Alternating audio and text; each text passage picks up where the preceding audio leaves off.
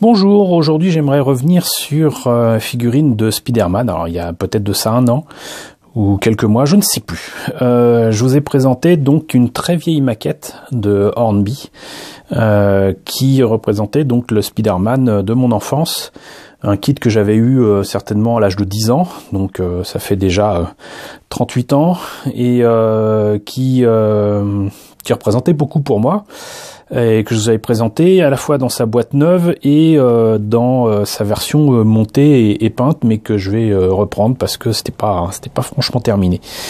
Je vous avais proposé d'ouvrir, mais vous n'avez pas trop réagi, la boîte du Spider-Man de Lancet, de la marque surtout Toy Biz, qui était donc à un moment Lancet qui s'était lancé dans des kits Toy Biz distribués en France. Il n'y avait pas que du Spider-Man, il y avait apparemment La Chose, le Surfeur d'Argent, Venom, Hulk, Storm, donc Ororo des X-Men, hein. Wolverine, et un troisième que j'ai jamais vu qui était le Ghost Rider. Et je pense pas que vous ayez franchement réagi pour que j'ouvre la boîte, mais je l'ai quand même fait parce qu'il était encore sous plastique et je voulais vous montrer ce que ça donne, parce que bon, l'illustration sur la boîte semble sympa, mais je suis un poil déçu. On va voir ça immédiatement. Alors avant de venir sur les pièces, la notice de montage qui est en noir et blanc. Donc voilà. Alors d'après eux c'est à partir de 8 ans, moi je trouve pas. 24 pièces, figurine de 20 cm, peinture école non fournie, parce qu'à l'époque effectivement fallait les coller, ces maquettes, et fallait les peindre, quoi que je dis ça, mais il y avait beaucoup de kits comme celui que je vous ai déjà présenté de Spider-Man qui prouvait qu'on pouvait faire des kits avec différentes couleurs, bleu et rouge pour Spider-Man, et faire en sorte que ce soit à monter sans colle. Et la maquette datait de 79, donc peut-être même d'avant aux États-Unis. Donc la notice est entièrement en français. Ça c'est cool de la part de Lancet. Par contre, reconnaître les pièces, même si les pièces sont numérotées sur les grappes, les dessins ça aide pas trop, hein. C'est, je sais pas pourquoi, c'est détouré comme ça en noir. C'est rien de moins que très laid.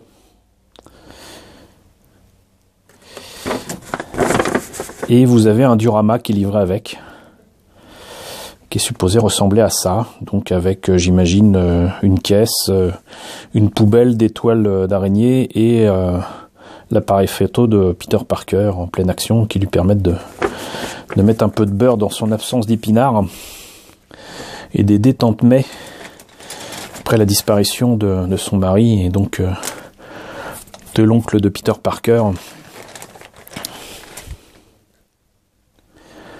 Le fameux oncle Ben.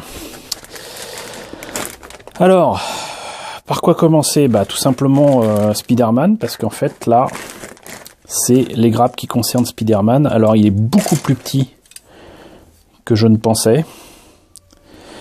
Il a des formes vraiment très bizarres. Bon, le seul truc qui est vraiment cool, c'est que la tête, ici, en tout cas la face, est en un seul morceau. Donc, ça, c'est pas mal du tout.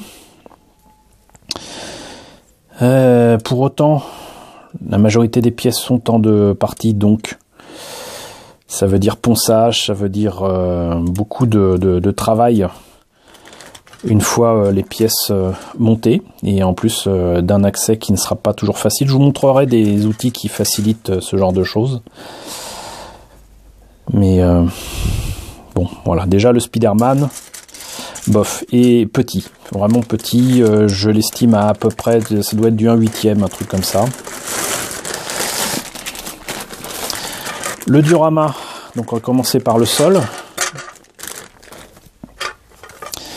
Donc là vous êtes supposé avoir des détritus, c'est difficile de savoir ce que c'est, vraiment très difficile. Ça pourrait être n'importe quoi. La poubelle, elle est tellement déformée que là aussi ça ressemble à rien. Il y a quand même un rat, sauf que bon, n'y a pas sa queue ni rien. Et du coup, comme ça, on dirait un lapin mutant qui aurait des toutes petites oreilles. Il est limite mignon, hein, ce rat. Je dis pas que tous les rats ne sont pas mignons, hein, il peut y en avoir, mais voilà. Donc, très déformé la poubelle. Et la caisse a je sais pas quoi dessus. Bon, là encore, c'est cool que ça ait été fait en un seul morceau. Mais bof. Voilà. Vraiment bof. Pour en tirer le meilleur, je sais sincèrement pas comment je vais m'y prendre. Bon, par contre, ça peut se placer comme ça. Et là, c'est supposé donc un mur de briques qu'on mettrait là-dessus. Voilà. Donc il y a l'arrière, c'est déjà pas mal. Mais ça, je sais pas trop ce que c'est. Vu la position de Spider-Man, on a presque l'impression que c'est lui qui a chié sur le mur là, avec l'espèce de boue verte. Alors, est-ce que c'est de la boue? Est-ce que c'est supposé représenter des racines? Je ne sais pas. C'est très laid. La toile d'araignée, on devine que c'est une toile d'araignée, mais c'est très moche. L'appareil photo, je le devine ici plus qu'autre chose, parce que là on voit que c'est un appareil photo. Mais là, vous voyez, ce machin-là, c'est supposé être l'appareil photo. C'est laid, très laid. Et bon, par contre, c'est clair que le Spider-Man étant petit, là, il risque pas de bouger, quoi. Mais je pense que si je veux le faire correctement, et que je veux le représenter dans un univers qui ressemble un tant soit peu à un mur new-yorkais, ce diorama, il sera pas utilisé tel quel, hein, très clairement. Donc, très déçu, très déçu. J'avoue que là, pour une fois, je ne suis pas motivé pour le faire de sitôt. Et que le diorama, le faire tel quel, ça me motive pas le moins du monde. Cela dit, je vais en profiter pour vous montrer quelque chose qu'un ami d'un ami m'a filé en souvenir. Alors voilà, c'est Nicolas, coucou Nicolas, qui a filé ce kit à l'ami d'Oikim, coucou d'Oikim. Alors je vous le dis souvent, faut pas s'attendre à des miracles avec certains kits qu'on trouve sur le net, qui sont des copies pirates, des recasts de kits officiels. Il se trouve que là, très clairement, ce que l'ami Nicolas a filé à Dokim, ce ne sont pas des originaux, ce sont des copies pirates. Très souvent, on les trouve sur eBay avec des gens qui envoient ça depuis la Thaïlande. Et il y a des gens visiblement qui, depuis des années, se sont spécialisés dans le recast de ce vinyle qui ont maintenant entre 20 et 30 ans. Alors c'est vrai que c'est maintenant un des rares moyens d'obtenir ces kits-là, non seulement à bas prix, mais surtout de les avoir tout court. Parce que sinon ça a disparu quand c'est japonais, ça a disparu du Japon depuis longtemps. Certains kits ont disparu des États-Unis aussi depuis longtemps quand il s'agissait de kits vraiment américains, mais la plupart du temps c'était des kits japonais qui étaient vendus sous licence par des Américains.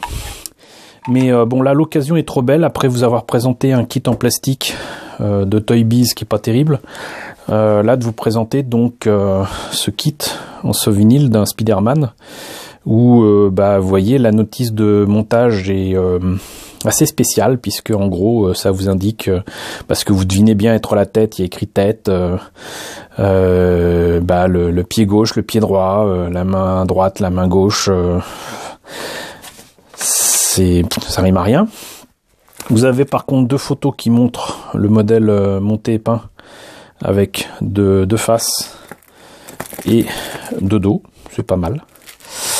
Ce que je note surtout que la présentation est super sympa. Je sais pas du tout si c'était sur le modèle original du Garage Kit, mais la toile, elle est superbe. Là, voilà, ça c'est une présentation de Spider-Man sur une toile.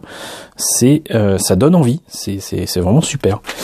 C'est du sovinyle, donc je vais pas revenir sans cesse là-dessus, mais donc c'est une matière qui est un peu molle, quoique là c'est assez rigide, qui est surtout creuse et qu'il faut retravailler. Il faut enlever par exemple, vous voyez les petits machins qui sont ici, idem là-dedans en fait. Après, quand vous avez terminé ça, vous pouvez mettre, faut enlever évidemment ce qu'il y a ici, mais vous pouvez mettre ça avec le bassin. Alors reste à savoir justement, comme la notice de montage ne le laisse absolument pas suggérer, donc est-ce qu'il faut enlever ça, est-ce qu'il faut enlever ça? Bon, en tout cas il faut mettre le bassin bien évidemment ici. Là ensuite, j'imagine que là aussi c'est pas clair, bref.